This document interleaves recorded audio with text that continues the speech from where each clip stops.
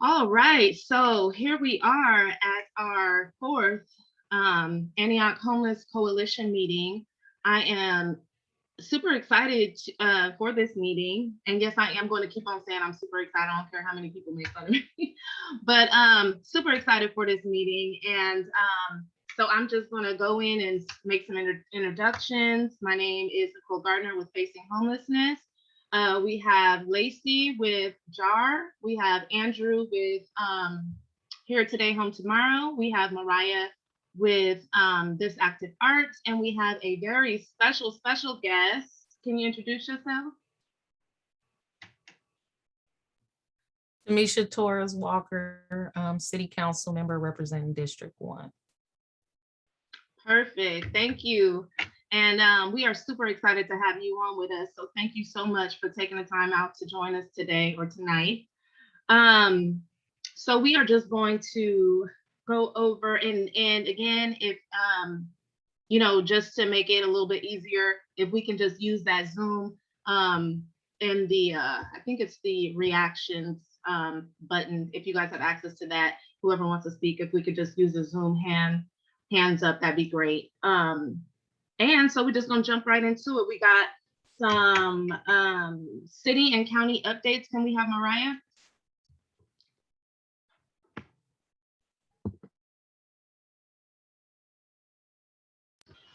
Sorry about that.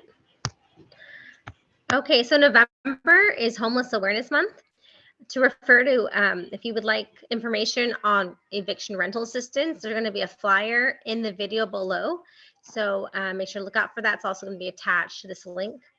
There's going to be a city county update below in the link as well. Anyone have any discussion or things to talk about? Any more updates? No, I don't have any city or county updates, so we can go on to the next. Okay. Okay, so there's some community events coming up. Tamisha is having a turkey giveaway for families in need. And I think you're still thinking about the date, Tamisha. It will be at the community center, Contra Loma Estates on Sycamore on Monday, the 22nd, from 2 p.m. to 5 p.m. Okay, and we'll make sure to post that as well.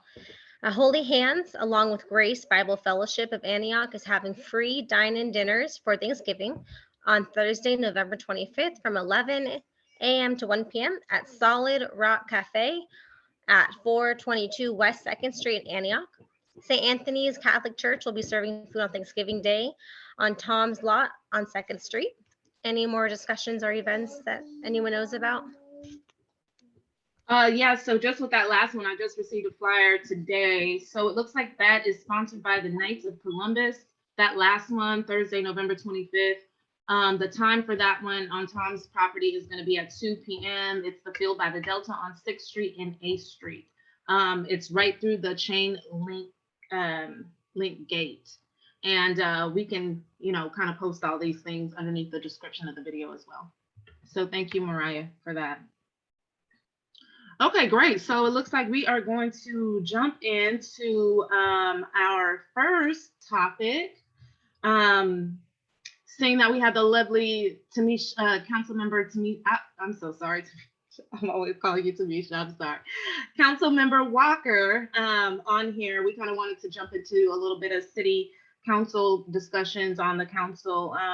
So we first want to kind of go into what obstacles have advocates had with the city council. Is there anyone who wants to start off with that?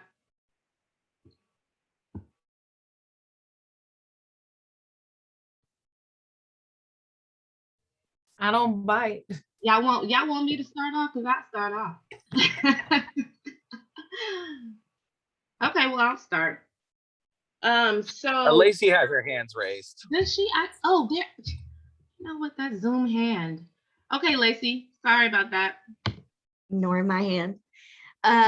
Well, first, I just I want to say that I'm very actually thankful that we have people on our council that are willing to pick up phone calls and actually come out to different situations in different areas when advocates call, because Tamisha, you've come out with me, like it was like pitch black, very late at night. She came out with me to meet some folks one time. And I will give it to Lamar as well. He has come out to a couple of sweeps a couple of times when I've asked him to, and answered questions. The biggest obstacle that I have experienced is whenever we bring up possible solutions, instead of just going around and putting out these fires by sweeping people, moving people, towing vehicles, cleanups, things like that. When we've provided ideas for proactive solutions, we are almost always just redirected to the executive end. Just focus everything on the executive end, bridge housing, and the certain members of the council really don't want to focus on any other possible solutions. And while I think that the executive end could be great, it's not a solution that's going to be all encompassing. It's not going to, number one, it couldn't possibly help everyone that's homeless in Antioch. Number two, it's just not a solution that would fit for everybody. And so I think that we can kind of juggle more balls than just one. And I think that when advocates are offering, different solutions, we should really look into those.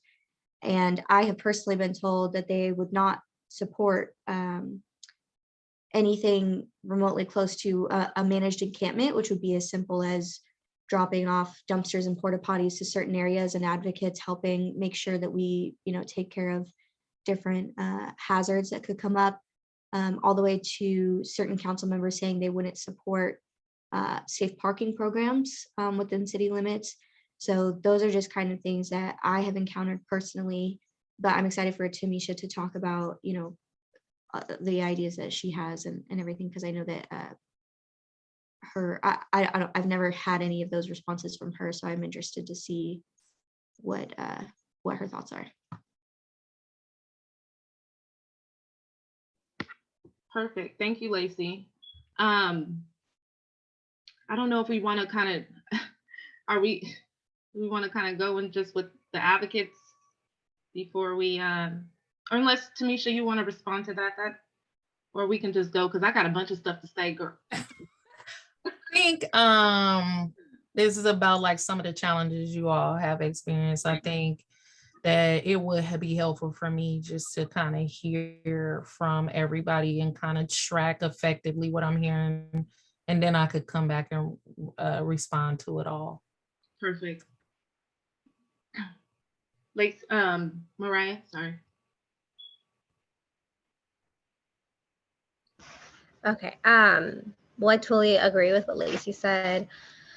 Tamisha or Miss Walker, Council Member Walker, it is really nice that you do answer people, and you will talk to us at any point, and you don't act like you're too good to conversate about things, and that's really great. And thank you for being like that, and I know you'll continue to be like that. When Lacey's talking about the hotel executive inn, there are so many problems with that. Like over this weekend, we got somebody in there, and it was really frustrating because we couldn't get a hold of, a person in charge of what's the exact name, Nicole? The homeless Unhoused resident coordinator. Unhoused. Okay, I was the unhoused resident coordinator, and today I spent so much time getting, CORE gave me other numbers, call other numbers. They gave me other numbers about how to help this very disabled person. And the executive inn won't, the only way this person can stay is if they have a team member spend the night in the hotel, which is I can't spend the night in a hotel with a disabled man. None of us can. We all have our own lives. So I don't know. I just wish that there was more communication with the unhoused resident coordinator and other programs, and that if the role wasn't left up just to advocates, because it's I already did so much work, and what we all do, it's a lot. And I wish there's more communication and follow through within the position with the executive in. Right. Thank you, Mariah, for that, because that was very frustrating over the weekend, dealing with that, trying to get that man in that situation. So thank you for bringing that up. Andrew, you have anything, or I'll go? Yeah, I'll just really quickly. I think that the way that our city historically has been structured, we have not been proactive in our outreach or our resource response, or any type of aid to the disadvantaged, groups in our community. And I think that the city is not staffed correctly, and everybody is really scrambling and working to deal with a million different things. And I think that I would probably say my largest frustration would be um a lack of solid direction. We seem to move one way or another, and we're making quick, sharp movements, but at the end of the day, they just seem scattered and furtive. And I'm wondering, is there a way that we can, as a community, and as could the council and city staff all come together cohesively? Every council meeting, it seems that there's always mentioned some type of outreach to the community, or a town hall type meeting, but there doesn't seem to be true dialogue. And I know that with all of us advocates, the dialogue with a lot of our staff and council seems to only go to a point, and then we're just shifted off. And so I'm wondering how we can continue to push that track even through the hurdles. How do we overcome those hurdles together?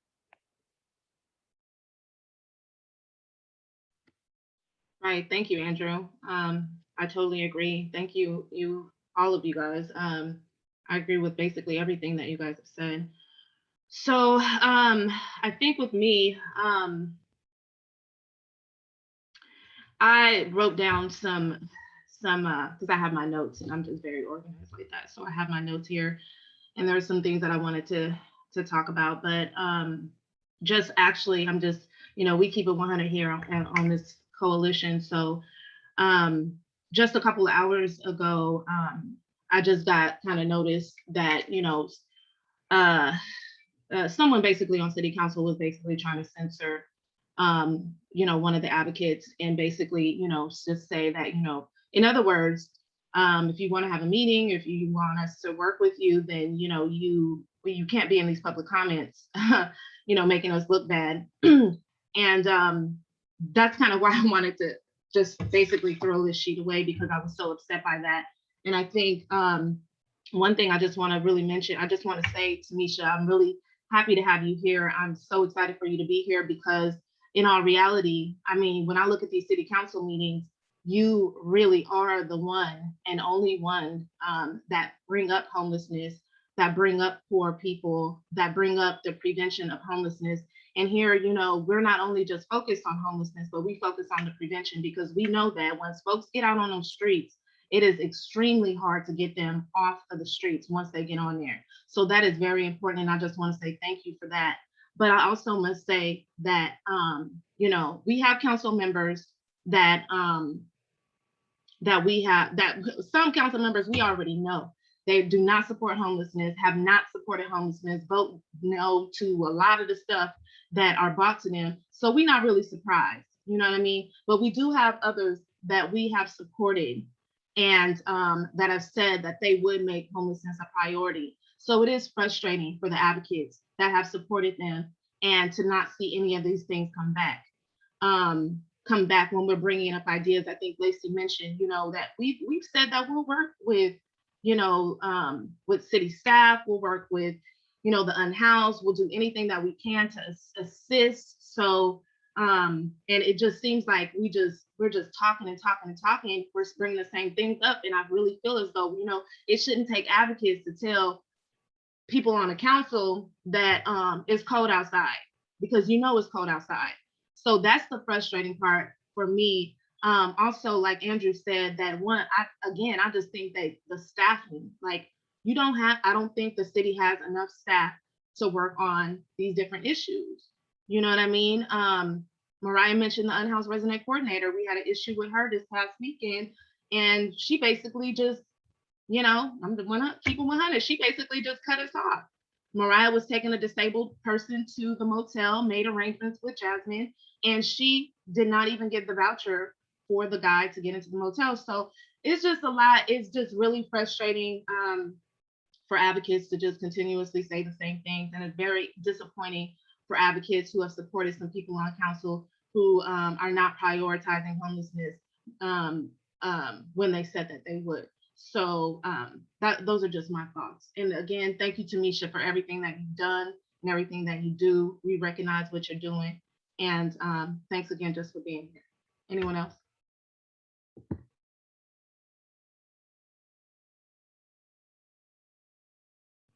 All right, if we don't have anybody else, I don't know if you want to make some comments, Tamisha, or I know we do have, I know, I'm sorry.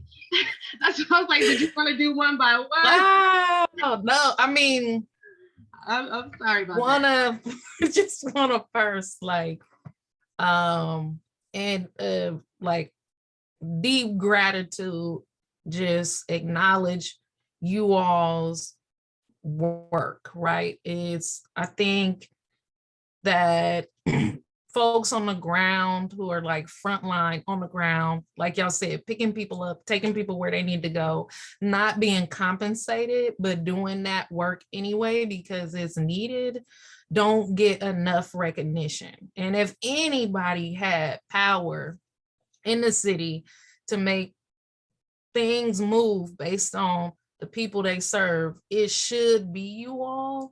And it's unfortunate that you, from what I understand, do not feel heard, feel that there's a lack of accountability and transparency and commitment to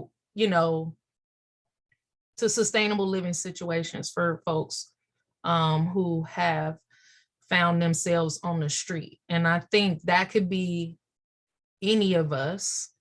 And it is cold outside. I got a shiver last night and was able to get up and cut my heater on. These are things that we take for granted, that's automatic, right? And so I acknowledge that and understand that. And I have a guy who lives in his car on my block, and I haven't called the police on him once because I know that he's living out of his car and that's his home. And he's made great attempts to keep it clean, right? So he's not, you know what I mean? He may clean out his car and then pick up after himself. And I think that these are the situations that folks have been cast in, and you can go from being a millionaire to somebody on the street overnight. So I acknowledge that. Definitely want to say that the executive end has been something challenging for me, myself, to fully understand as a new council member, one, the origin, and then how it makes sense today from, like the need has clearly shifted and become more because sustainable strategies have not been implemented. And so I never hang my hat on one strategy, which is why it's good to look at everything that's out there and then decide what is best for not just the city, but for those who are living on the streets. And so I've definitely been open to different models. I'm no stranger to managed encampments. I think there are places where it has been done well and places where it has been not done well. And Oakland has been both of those places where it's been done well and also not done well. And we can learn from those mistakes and create some space in Antioch. Safe parking. People's cars are their homes today. There was like legislation that was passed recently saying that like people's homes are their cars. You cannot just take their homes, right? And given that we know this, then it's our duty to figure that out. And I'm open to that as well. I've discussed how much I'm open to looking at different alternatives, because I myself also, like this hotel is not a silver bullet. And we get that. So we need to be looking at different strategies. Communication should always be open. I think we are public servants. Even if you are city staff, you serve and work for the community.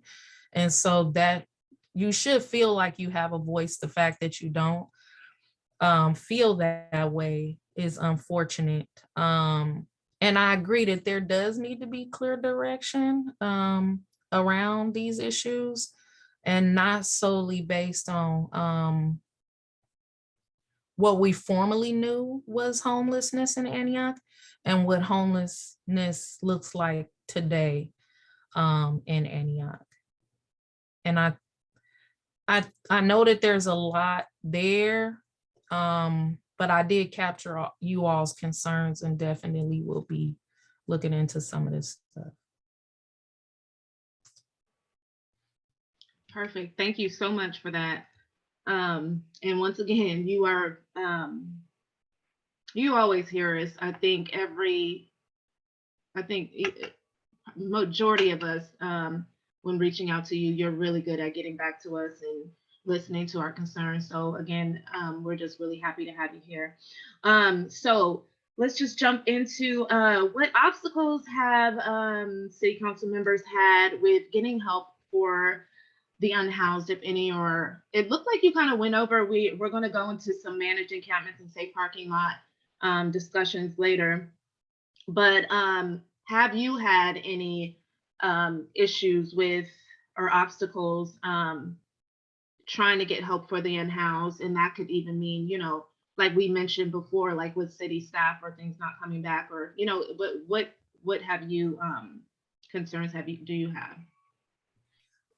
I think the obstacles that I faced around this particular issue is that if we go back to the hotel, and then like the council just committed to like find or fund wraparound services for the unhoused community, is that that information isn't shared widely with the council. So we often vote on things and then we don't know where they go.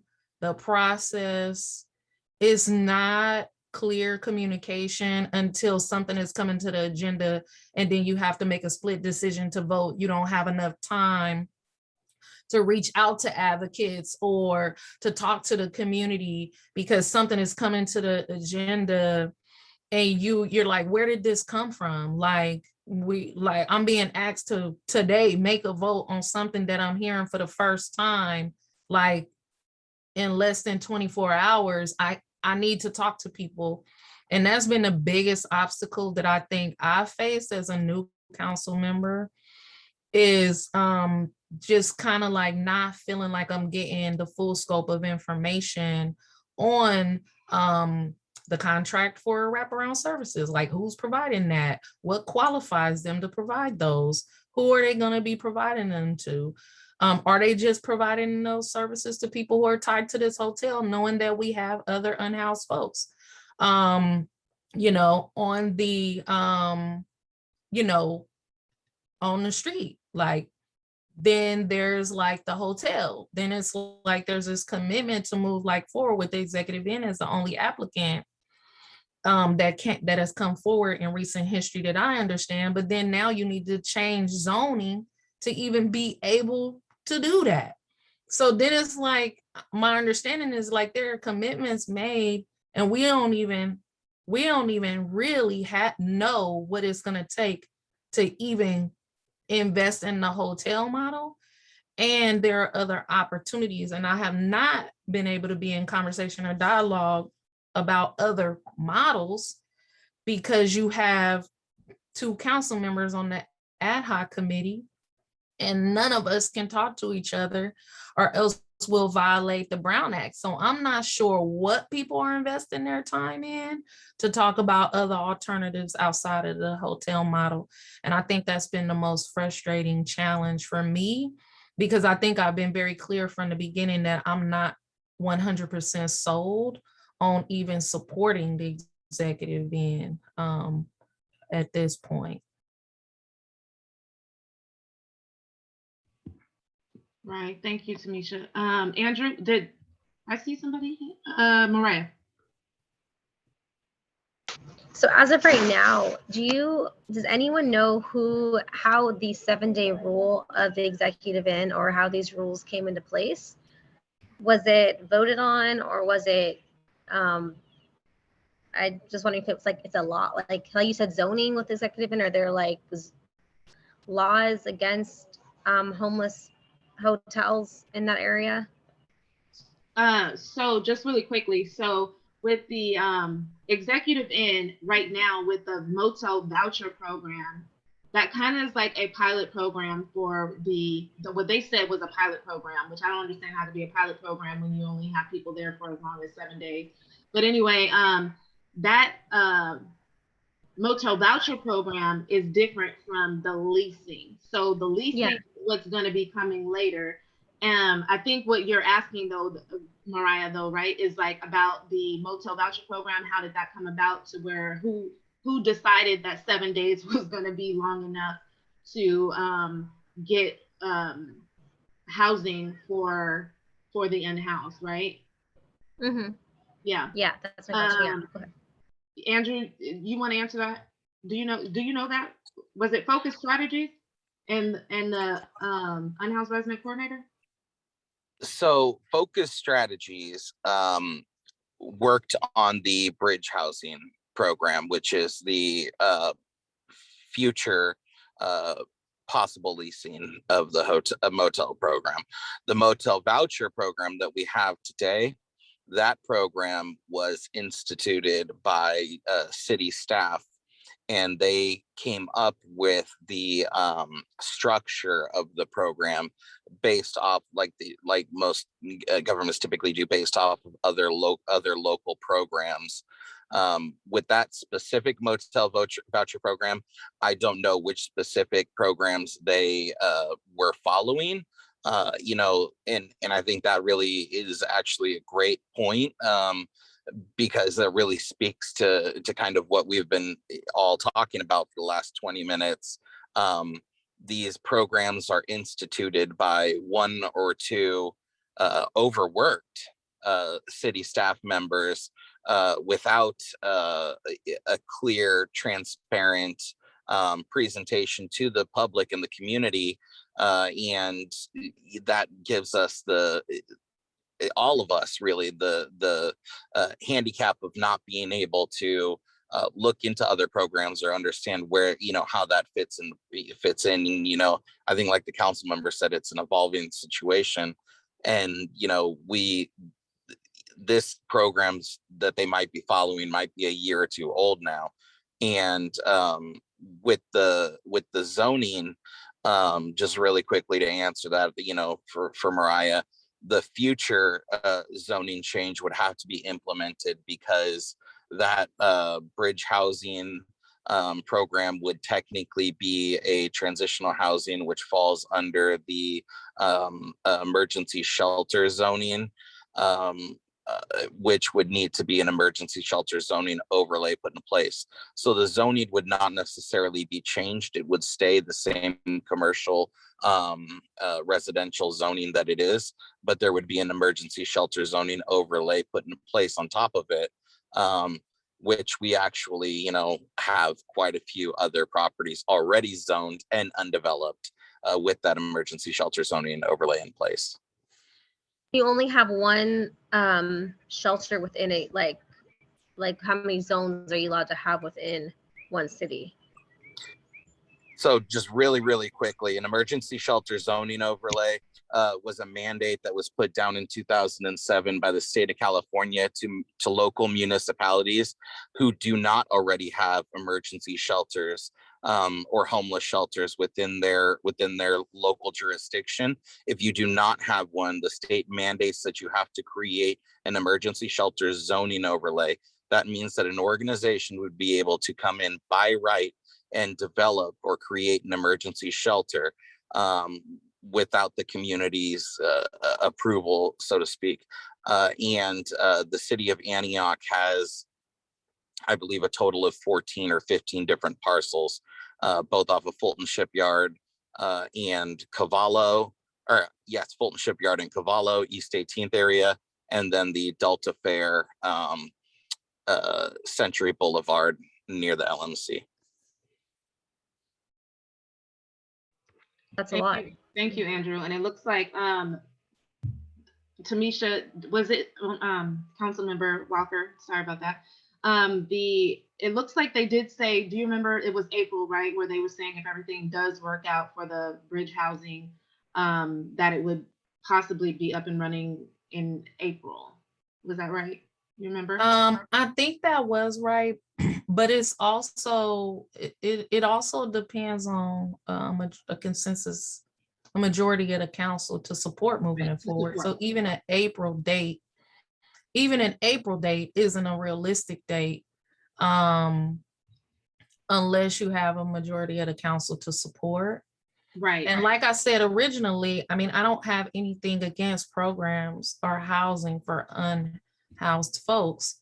I just think that I would like to see some of these different options come to the table, and then maybe we adopt it as a package to roll out over time, like what can be done immediately, and then what can, just to have a couple steps.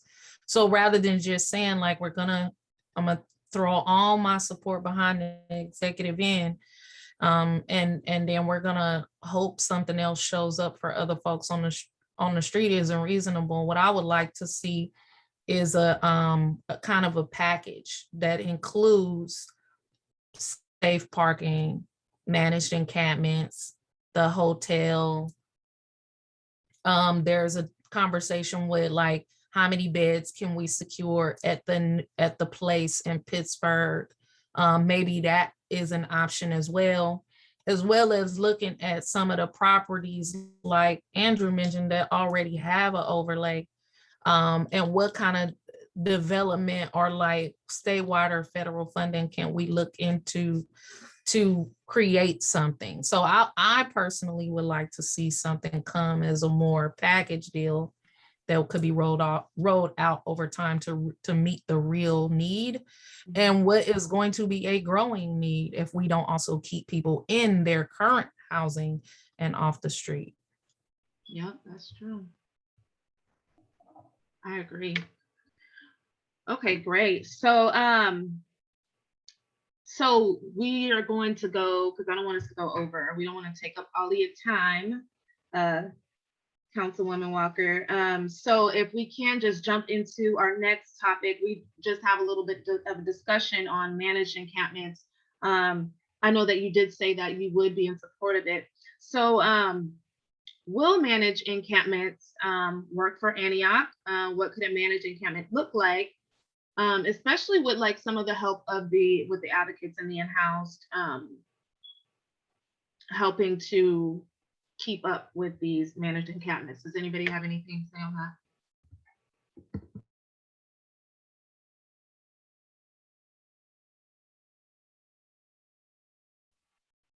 Lacey? Yeah, so I think that managed encampments are obviously just the most, like, it almost seems like the easiest temporary solution or intervention that we can have as a city. What that looks like to me is something I always say is meeting people where they're at. People are already in encampments, whether it's 2 people or 50 people throughout the city, and that's, who you see. But we spend so much time, money, resources moving them around because they get a complaint about either, a health, fire, or environmental hazard, because they don't have the resources that they need there, like a place to use the restroom or a place to put their garbage. And so what I suggested a long time ago during one of those sweeps was that advocates would be happy to volunteer, once or twice a week to kind of have a list of those possible hazards and make sure that we help take care of those. So if there's batteries on the ground, we can help with appropriate recycling services. If there's any fire hazards, we can say, hey, okay, let's, make sure that we take care of this in this way to make sure it's not a hazard anymore. We can help clean up garbage, get the dumpsters, emptied by the city. We can make sure that the porta potties that are there are kept clean, stocked with, whatever they need. And I think that would be a really easy solution for the city to help with. And, nonprofits and advocates and the city coming together on that, it just seems like extremely logical to me, because, people are already there. They're already living in these conditions, and we can make sure that the things that are concerning to the city that cause them to have to spend time and money to move these people, and then of course that's traumatic for them, we can prevent that by making sure that we keep up on making sure it's a safe, healthy environment for the people who are living there, the people in the surrounding areas, and we don't have to just continue putting out fires. We can be proactive with that. Thank you, Lacey. Mariah? So my question for Lacey, you've seen we've all seen in Oakland, they have those nice, not exactly trailers, but tiny homes. Could that be part of, ideally, could that be part of a managed encampment? Building huts in Oregon. Like building huts and, yeah, like how people, go ahead. Lacey. Thank you, Mariah, and thank whoever's in the background for their questions. Oh, my brother's visiting. Yeah, so he's visiting. He actually, has spent a lot of his time, being homeless and knows what that's like. And Right. So it's kind of cool that he gets to listen on. And thank you, brother. Lacey, you want to? Yeah, for sure. I think that tiny homes could definitely be part of a managed encampment. In my mind, the way that I categorize things is that's a little more in depth. Like that's more of a long-term program that we work toward. And that seems like something a little more than a managed encampment just to me. I'm sure that definition wise, that's probably what they call those. But I have these bigger dreams for things like that with tiny homes for the city of Antioch. To me, managed encampments are something we could do right now, like drop off a dumpster, drop off a porta potty, and then we set up a schedule for people to volunteer, give us a list of the hazards that cause these sweeps, and that's something that we could do immediately. That's just kind of how my brain categorizes those things, though. But I'm definitely in support of programs like that.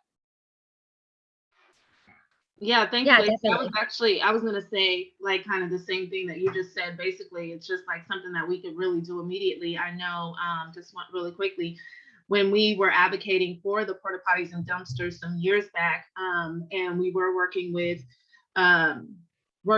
Public Works in the city, and we ended up getting those dumpsters and the porta potties. The unhoused worked with us, to keep their areas clean. And that's another thing, like I mentioned before, that an ambassador program where we do have unhoused folks kind of keep these areas clean, keep the porta potties clean, make sure that, like you said, Lacey, even what the advocates can come out there and do, they can do as well. And they've been willing and have been willing and said that they were, that they could be sure. And and I just say the incentive of the city hiring a few folks in different areas to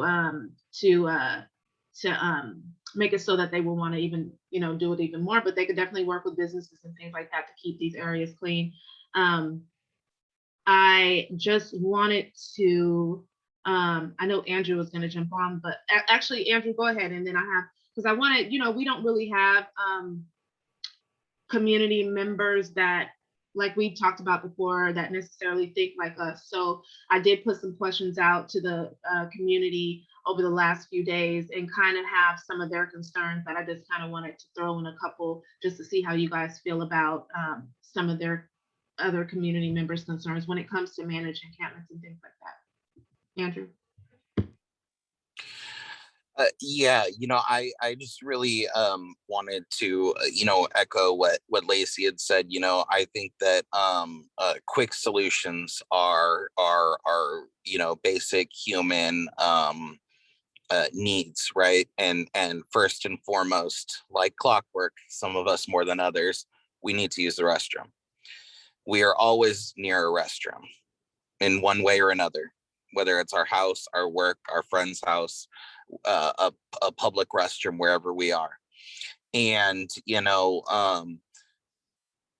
people on the streets don't, and we're all aware, don't have just that simple, I wouldn't even call it, it's not a luxury, a simple basic human need of a place to use the restroom.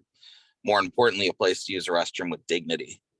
The conditions that we're putting on people as a community and the actions that we are putting on people are akin to what we would have our pets doing. And then we are lambasting these people and we're dehumanizing them. And we have to, as a community, step up and say, how do we provide those basic human rights? What's the best way? And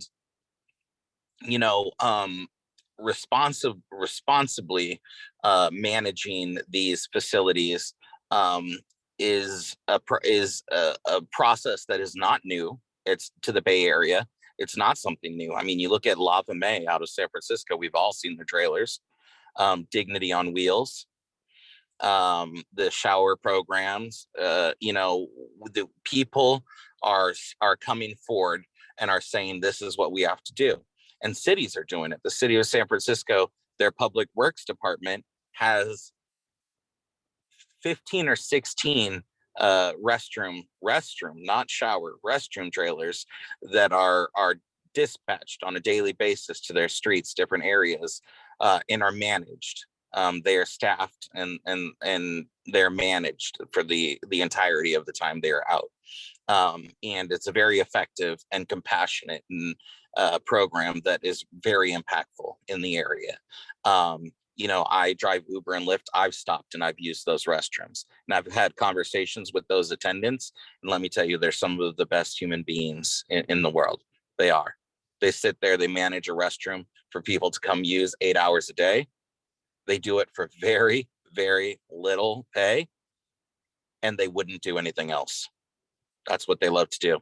There are people, and like Lacey said, like Nicole said, we're all willing to do it. We all would do it. I know a council member here would do it. We would all go out and help our community in this way. And what's frustrating to me, really quickly, I just wanted to say that we talk about, porta potties. We can do better in this day and age than porta potties. There are restroom trailers. United Rental Services, which specializes in these restroom trailers. Their Northern California rental hub, where they store all of those trailers, is across from the graveyards on East 18th here in Antioch. We are storing those trailers here in Antioch.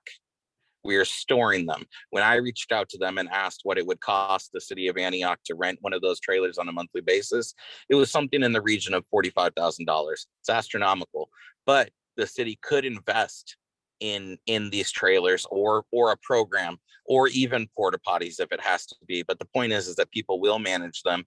And we have vendors here in the area that have these facilities. Why aren't we tapping our own consumers and business owners here in Antioch? These trailers, you go past that facility and there's 15 or 16 trailers in there that are covered in dirt. They haven't left that facility in months.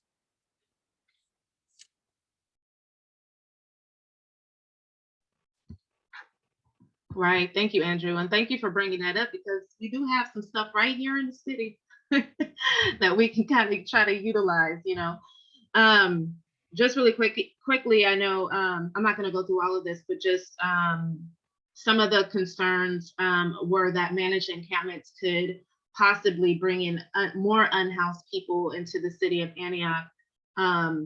what do you guys think about, what do you think about that? Any comments?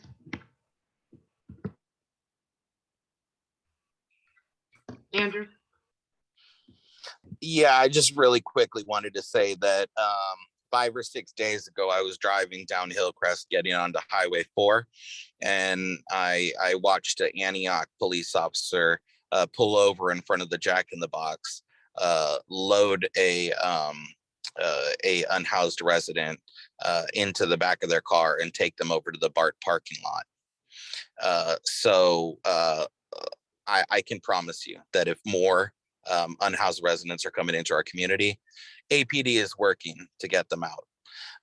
And that's not the type of ride or services that they need. So, I hope that we can provide better resources than just a ride to BART. Thank you, Andrew. Lacey? Yeah, I mean, that's basically what the people who were born and raised in Antioch are told. Anytime they're being moved or their vehicles being towed, and they're complaining about it or upset about it, Officer Lenderman says, well, get the F out of my city then, as if he owns it. He doesn't even live here, by the way. He doesn't live in Antioch. But yeah, there was actually information that I included in a presentation that I created a while back, because I wanted to take counter arguments like that and kind of like debunk them or address them, because they're valid concerns a lot of the time, before the end of my presentation, where I was presenting a lot of like really progressive radical things for homelessness. And statistically, there are actually certain not managed encampments necessarily, but more of the structure type that Mariah was talking about with tiny homes. There are programs in Washington and Oregon, and Southern California, I believe, was included as well, where they actually track the origins of the people who participate in the program. And statistically, the people who participate in the programs are usually from that city. And they have not shown any correlation with an increase of traffic or increase of homelessness once one of those programs was started in that city. And I thought that was really great information that they were tracking, because that is one of the most common concerns that I hear. But also, if we were seeing that, let's say that we came up with a program that was so great that people wanted to travel and relocate to Antioch, which is a huge burden on someone who's unhoused, by the way. I mean, I would feel like we were doing something right, and that maybe we should be partnering with other cities to make sure that similar programs are set up in those cities, so that people don't have to travel to other cities. They can find programs like that in their own hometown. So I think either way, I understand the concern, but it's not incredibly common. And if it did become common, it would be a telltale sign that we are doing something right and should be helping other cities establish something. I agree. Councilwoman, you have anything to say? It looks like Mariah jumped off. I yeah, I saw that. I was like, is she okay?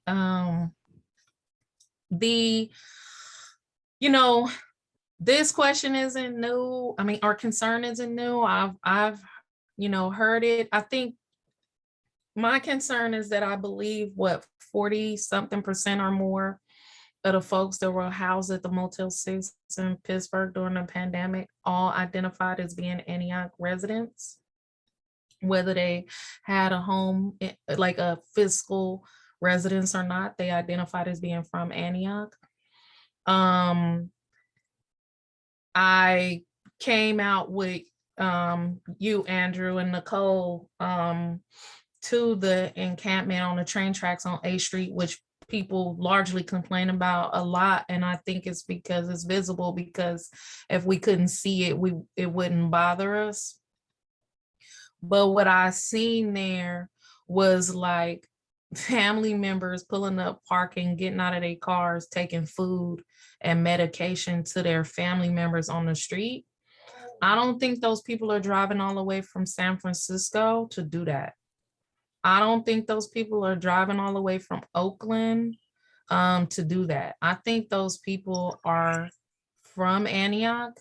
They are family members on the street because they have either substance dependency issues, mental health issues, or disabilities that their families are not equipped to support them with, and they are on the street.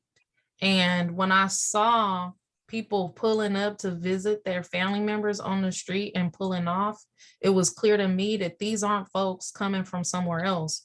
These are Antioch residents on the street, and they're simply on the street because their families don't have the resources to support them, the knowledge to support them, and we still aren't providing those resources today while they're on the street.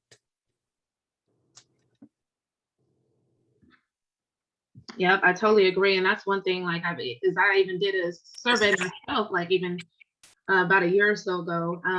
Just like, hey, where are you from? Every time I encounter somebody, and majority of the folks are like, from Antioch, like, you know, I'm from here. So, so yeah, so that was just one of the concerns. Andrew, I know you have your hand raised. I'm gonna, we can have your comment last, but then we kind of want to go into a little bit of safe parking before we get into this Project Home Key. I know that that's an important topic for you as well. So go ahead, go ahead, Andrew.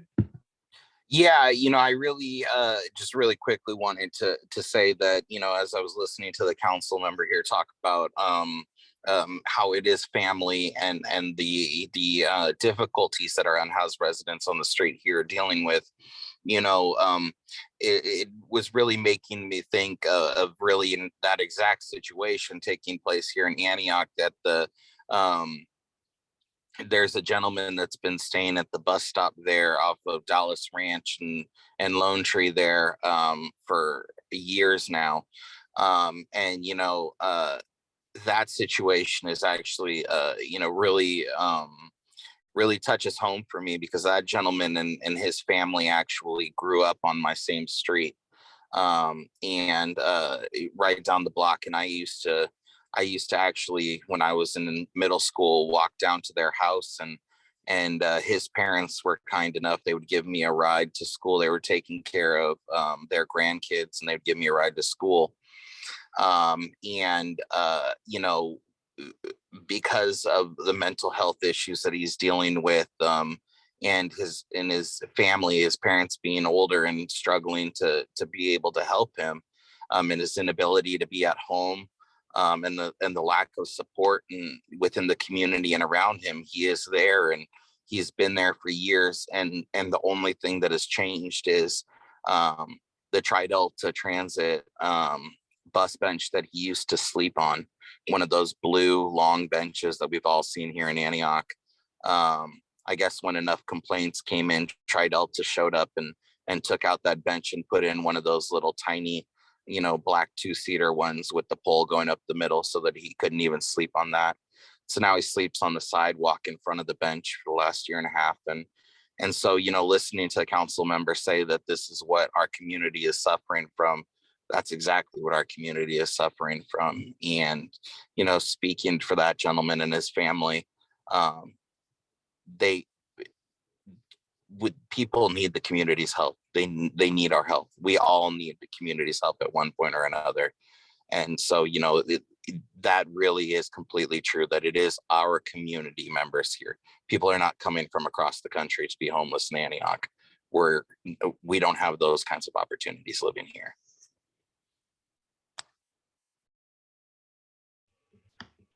Right, thank you, Andrew. If we can just jump right in real quick, and we're Lacey, if you want to just kind of go through the next topic, and I think we'll probably just spend a few minutes on this, and then we're going to jump into that Project Home Key funding, because it looks like we kind of went over.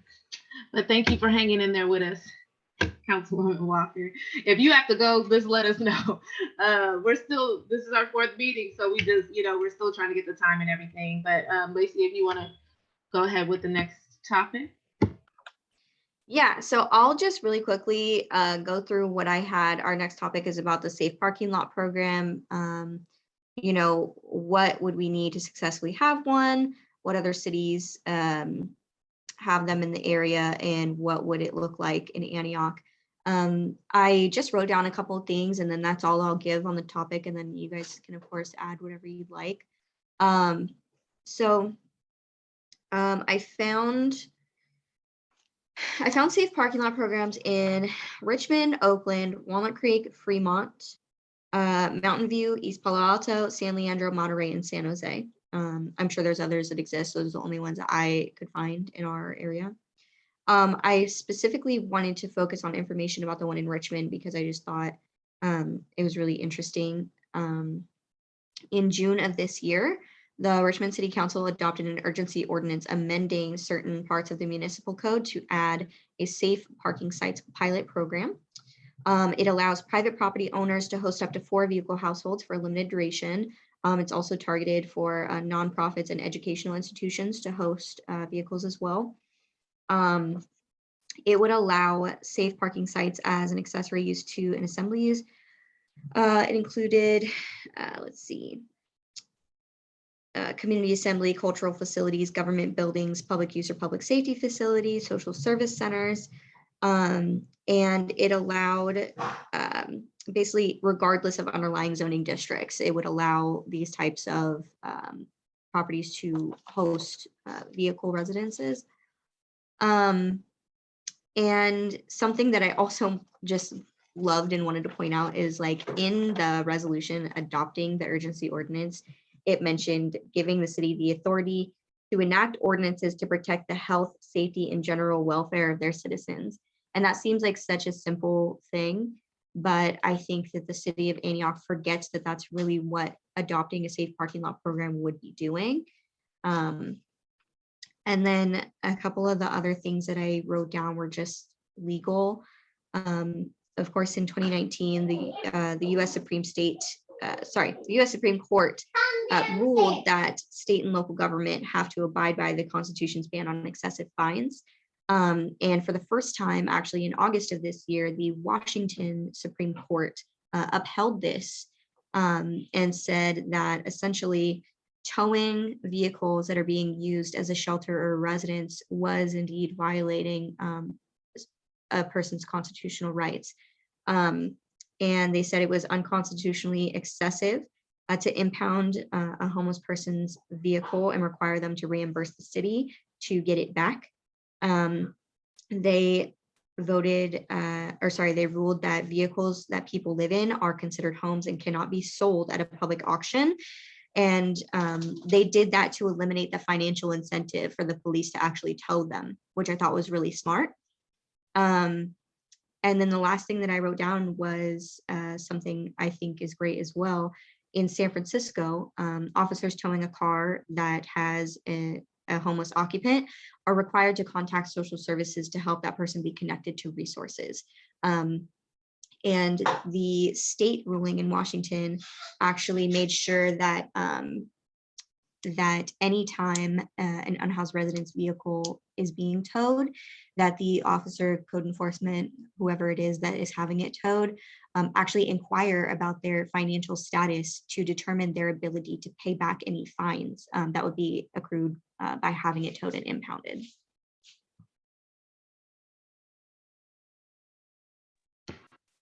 Oh, thank you, Lacey. That's awesome information. Is there a link for that? Because I would like to read that. There's a link. Yeah, I can send them to you. And then the article that we were talking about last time as well with something similar. Oh, okay, great. Yeah, we can attach that to the description of this too. That would be a good read. I think you kind of just gave, I think that was good. And if it's okay with y'all, unless y'all have anything on safe parking, I kind of want to jump right into, because I'm thinking like 15 more minutes or whatever, and then, you know, it's going to be time to eat. So project, we can jump into the project home key funding. If anybody does, I mean, we can always talk about, you know, more on the safe parking lot and what that looks like for Antioch at a future meeting. But if no one has anything else on that, is it okay with y'all to just jump right into that project home key funding? Andrew can give us some updates about what the funding, what it is, and you know, who it's available to and all that. You guys okay with that? Good. Okay, great. So can we go ahead, Andrew, and just jump right into the project home key funding?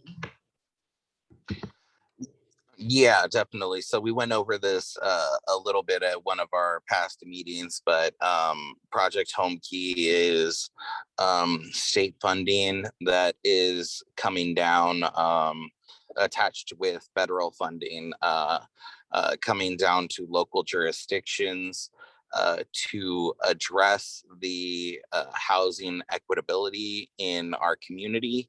Um, it's targeting extremely low income communities, 0 to 30% AMI. And this is round 2 of Project Home Key. The funding allocations have shifted a little bit. They are regional allocations. We are part of the Bay Area region. So we are just around $240 million in total allocated for our region, as well as access to other pockets of funding through that home key for target demographics. The types of projects would be the acquisition and rehabilitation of current developments, as well as new developments, new construction. And did you want to just kind of go into some questions or open it to discussion? So basically, who would this funding be available to? Yeah, so it's available to local jurisdictions. So the way that the application process works is so in our situation, the city of Antioch would be the lead applicant, but Home Key round 2 has been opened up to nonprofit and as well as for-profit co-applicants through that process. So realistically, that's any affordable housing developer or market rate housing developer that would want to look into new development projects, as well as the acquisition of already developed properties. So that could really be single family, multifamily, or community dwelling facilities. Okay, so is it I remember you was telling me a little bit about it, but just tell me if I'm wrong. So do you would a nonprofit or for-profit, when applying for this funding, do they have to have the support of the city or the county, or can they just get the funding on their own? No, you cannot apply for it yourself. So de facto, you would have to have the support of the city, because they would be the lead applicant in that process. And most cities traditionally would put out an RFP or an RFQ for different projects to be submitted. And then they would go through their application process. The state has already developed a rate and rank process for those projects. So I would imagine would probably be something similar to that. Okay, and can we go into some of the what's the deadline for this funding? Did you talk about that already? Yeah, so really quickly, the funding opened up at the end of September, that application process. So with that application process, what that means is they are actively accepting applications. Those applications, once they have been fully completed, they will automatically go to a rate and rank process, and then they will go to a funding process.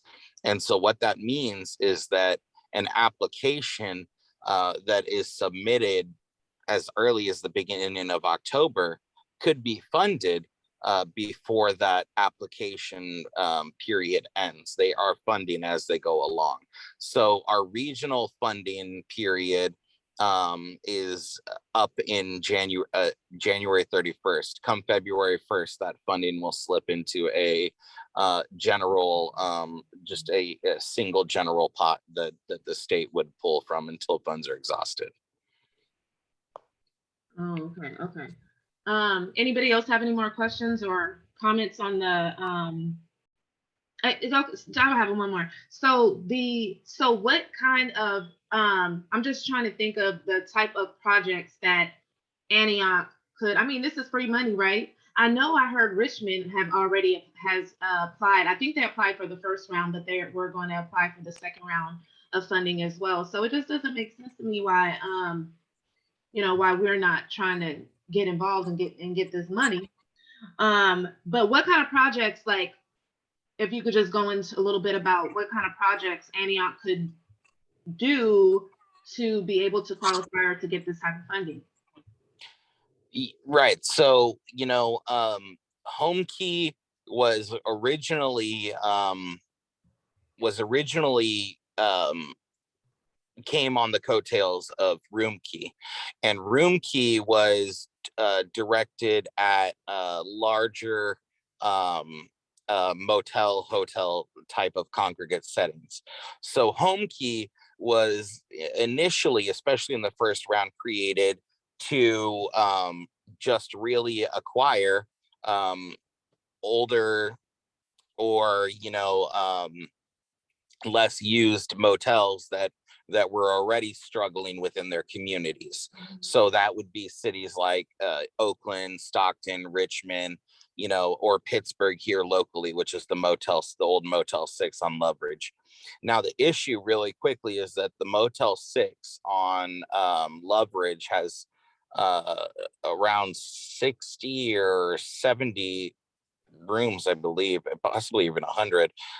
So the funding is put out on a unit cost. So per door, for every door that you build, there's a certain amount of money that you can get for that unit, whether it be a studio, 1 bedroom, 2 bedroom, or a 3 bedroom. It starts at 150 and goes up to $200,000 per unit. So the issue is that we don't have any larger, so to be able to meet that market value. So for instance, that Motel 6 fair market value came in at $14.25 million. The government, loving to overpay on things, ended up acquiring it for around 17 and change. And they're putting another 4 or 5 into it, and I believe they might be applying for more. I'm not sure, but the more probably realistic approach would be a development using property, some sort of infill, whether it be on county or city property, or a private developer looking to sell here in the area. Right. Yeah, I don't know if it was mentioned, but the other thing that has me more interested in Home Key, other than the fact that, thank you, Andrew, for continuing to do a temperature check at the city council meetings and constantly showing up, full of a wealth of information, viable information that we should be moving on. And since my election, I've been working with a group of Berkeley students on creating memos and researching everything from youth development and youth centers in Antioch to homelessness, to renters, to small homeowners, to urban farms, just looking at everything to create more possibility and equity in the city. And one of the things they raised up was the Home Key opportunity and how we can move that forward. One of the things that I found most interesting about it is that it comes with 2 years of funding for services. Like it's not just to develop something new or rehab something. It also comes with 2 years of funding for the actual services for folks. Which is great. And really quickly, I don't mean to cut you off, but thank you so much for bringing that up, because I forgot to mention that, and that is a great point. And so yes, it does come with the continued operating funding of an additional $1,400 a month per unit, and that is a matched funding. So if the applicant can show an initial 2 years, or I'm sorry, if the applicant can show an initial 3 years of operational funding, the home key will grant 2 years of funding to match. If the applicant can show 4 years, I'm sorry, if the applicant can show 4 years of funding, then the state will actually grant 3 years of funding. So they will go up and to a total of 3 years if you can show. And the only other requirements would be that you need to show the operational longevity of the project for 15 years. You have to create a budget for 15 years on the project. But yes, thank you so much, council member, because that historically has not been done with any type of funding, really. It's just been a pot of money that you pull from for capital developments. And that's an insane amount of money, $1,400 times however many units times 12 times 3 possibly is millions of dollars. Especially given the argument around should the general fund of the city be funding these services? Not saying that we should not have some responsibility as a city, but when you see an opportunity like this, you don't just turn it down. I think like even now we're saying for this bridge housing model, the city is taking general fund money to seek out some organization that none of us know who it is to provide services to the unhoused community. How long is that commitment? Is it 1 year of the general funding? Is it 2 years of the general funding? Could it go away in another council cycle where you might get a majority of council who don't support the unhoused community? So you want to get into a commitment with the state like this because it's hard to renege. It comes with funding that you can match for a sustainable model over time. It will make no sense for us to pass this up. The other thing is like in the regional application phase right now, the pot of money and possibilities are larger. And right now, you're right. All I heard was that Richmond or San Pablo applied. The county applied, but not to do anything in Antioch, especially not with the Delta Fair property. And we have an opportunity as a city now. Can I say we'll move forward with a sense of urgency? I can't make that commitment because it really depends on the energy in the council. Yeah, there'll be another application phase after January, but then the pot of money is smaller. It's opened up to the full state. It becomes a lot more competitive and you can do less, but we should still apply in whatever cycle. I want to approach it a lot more aggressively and apply in this cycle, but it's really based on the energy of the majority of the council. And again, the fact that you can match the funding for resources to actually and a commitment, like we don't know how bad homelessness is going to get, if it's going to get better or not, but like a 15-year commitment sounds reasonable to me to be able to help our residents on the street. So I'm highly interested in this particular process here. Yeah, I just have a quick question, just really quick. So when you say a 15-year commitment, because that was some of my concerns too, like, what if we do get another round of council members who just do not support this? So me personally, I do support the bridge housing, the executive in. I do have some concerns about it, the area, even just working with the multi-voucher program in the area and having folks in there. Also with the costs and really not being clear how much the costs are. Again, Andrew, when you guys mentioned as well, like who's going to be running this thing and what that looks like, and nobody's, for some reason, I don't even know why that's a secret, but that's another subject. But so when you talk about the 15-year plan, is that just a plan that you have? Because again, I'm still a little concerned about like what if council members, like it's just a plan, right? It's like nothing set in stone, because again, if you have other council members that come in like, oh, we don't want to. No, it's a commitment to the state. It's just like we build local jails and we bond on properties and we say for the next 30 years, I'm going to make sure that this prison or jail or whatever has people in it, or else, or else I'm outside of the contract and there could be consequences. When you tie yourselves to something bigger than just this, then there is a commitment there to the state, which would also increase accountability.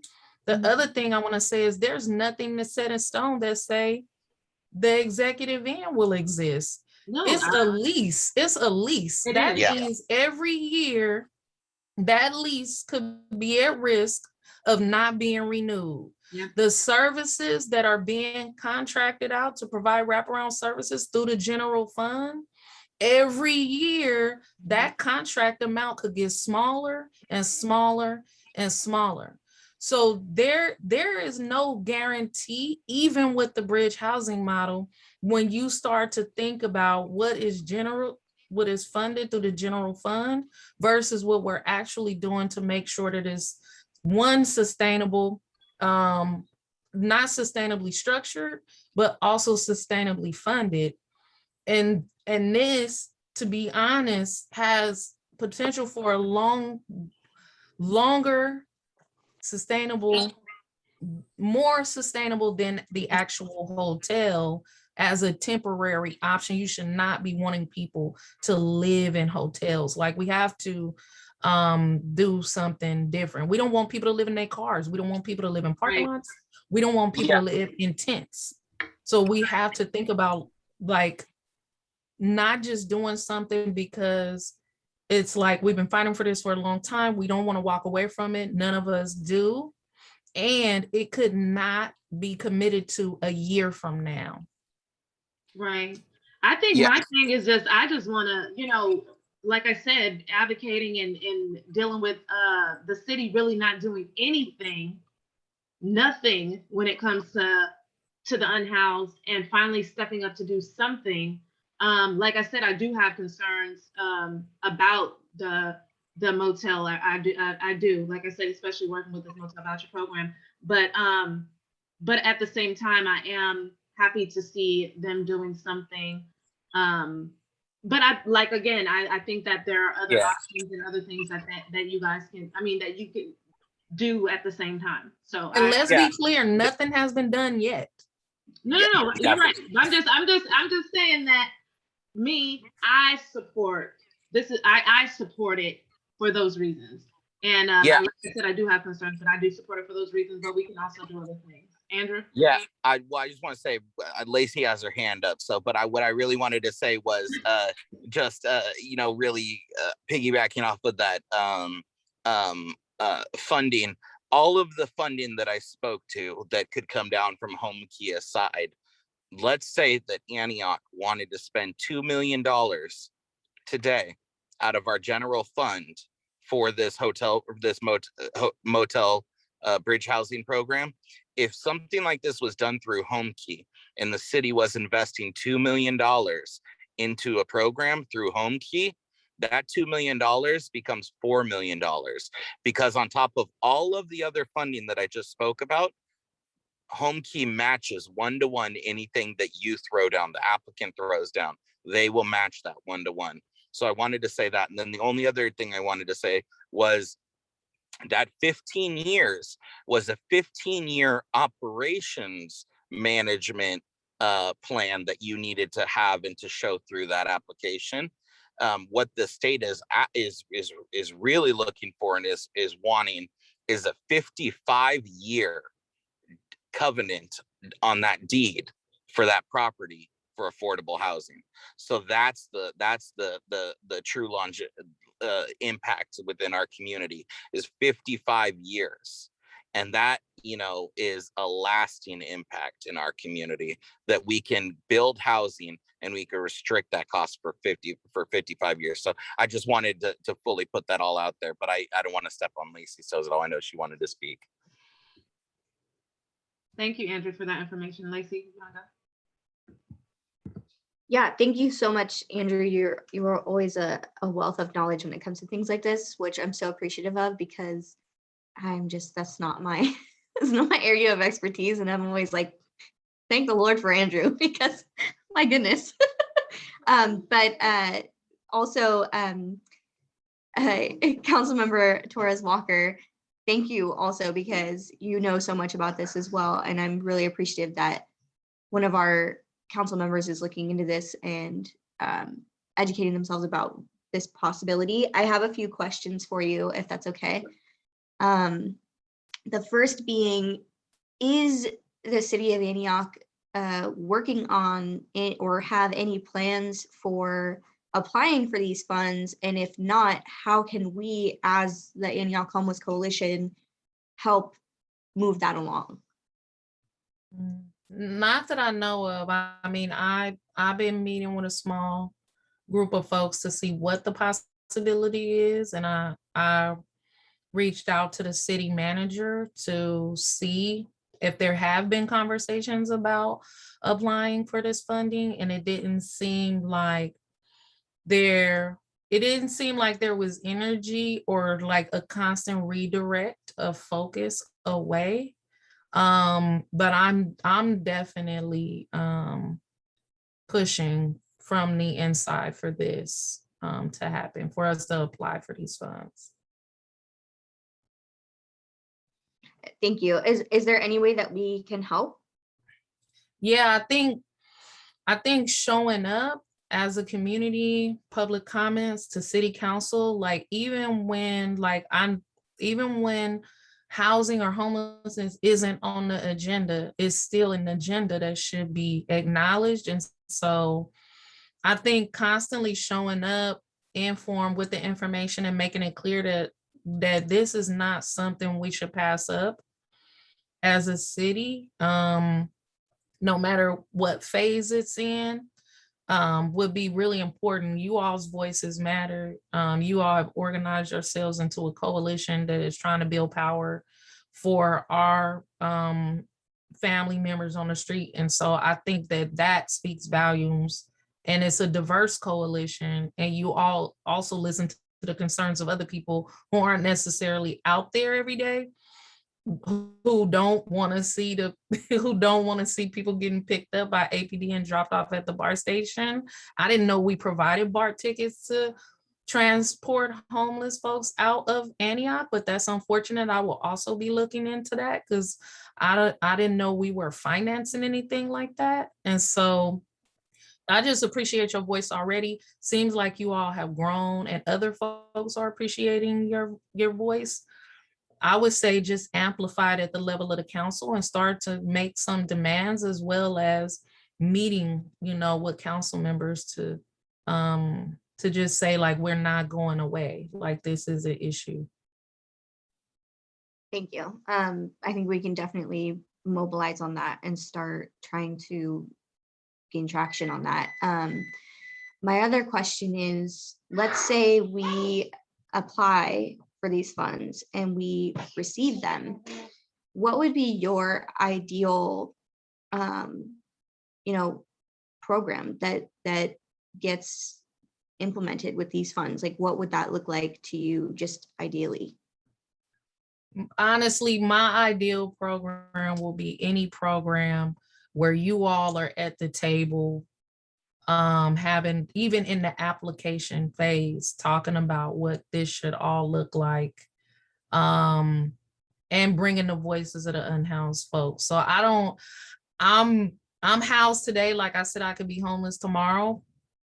Work that I do in my other life outside of a council member is definitely making sure that the people most impacted are at the table. When money is being talked about, when infrastructure is being developed. And so I think the best model for Antioch and anything I could support would include you all and unhoused folks being at the table from the application phase all the way to implementation, because that's the only way you can develop anything that's sustainable. I think the other thing, and I talked to Andrew about this, is just why one thing. We should ask for a couple projects with the amount of funding and opportunity that is out there now, and see where we land. Thank you. And then, yeah, finally, I just wanted to give a shout out not only to you, but also to the team that you've been working with.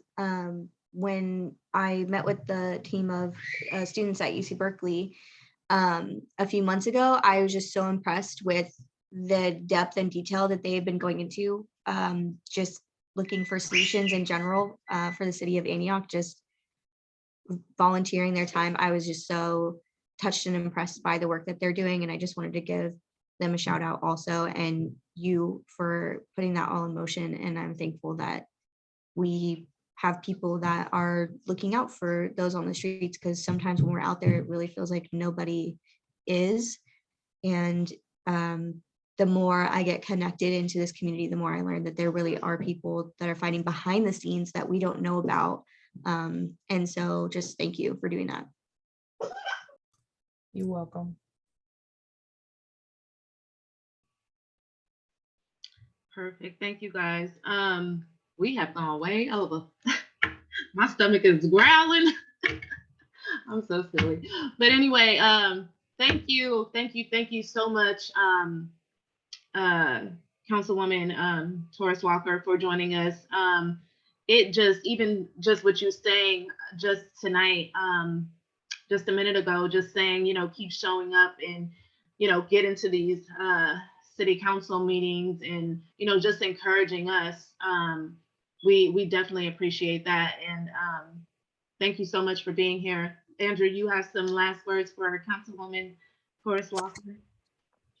I just want to definitely echo everybody else and express our gratitude for you being here, because I understand that everybody has a lot going on, and to juggle the city's agenda and your work and your family and on top of that your own personal mental health. I don't know how anybody could do it. I don't think I could do it. It's just too many hands and too many pots. But we appreciate you and the service that you're doing for the community and really pushing for the advocacy and the transparency, because I think that's how we really will, get to it. And I really did want to really, echo what you had said too, that, why push for just one project or focus on just one thing?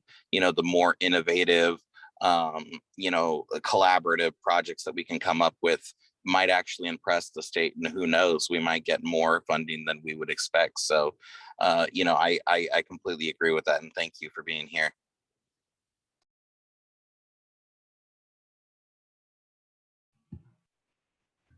Perfect. Okay, so I'm just going to go into closing. So it looks like our next meeting date is going to be November 29th at 5 p.m. This meeting, we are going to start doing some live streaming. So it will be live. I think it'll be great because it'll give the community, we can kind of interact with them during the meetings and ask questions and have more people involved. And some of the topics of discussion for our next meeting will be bridging the gap between APD, code enforcement advocates, and the unhoused. And then we will go into some harm reduction. To be a part of the discussion, please email us at AntiochHomelessCoalition@gmail.com to receive a participation form. And again, thank you so much, Councilmember Walker, and thank you, Lacey and Andrew. Mariah's gone, but thank her too. And you guys have a great night. Thank you so much. Have a good night.